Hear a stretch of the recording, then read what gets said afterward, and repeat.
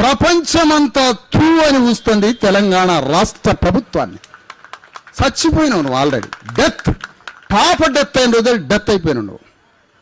పాప చచ్చిపోయిన రోజే నైతికంగా తెలంగాణ గవర్నమెంట్ డెత్ చచ్చిపోయింది.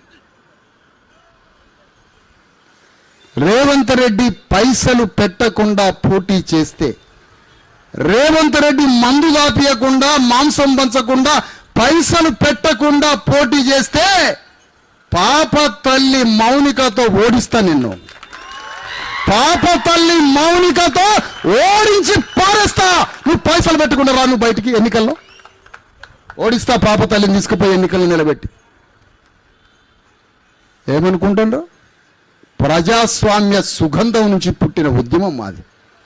అంబేద్కర్ గుండెల నుంచి పుట్టుకొచ్చి కాన్సీరాం ఖడ్గం తిప్పాలనుకుంటున్న తెలంగాణలో. ఏం రాజ్యం నీ రాజ్యం? రాజ్యం బడ్డు రాజ్యం.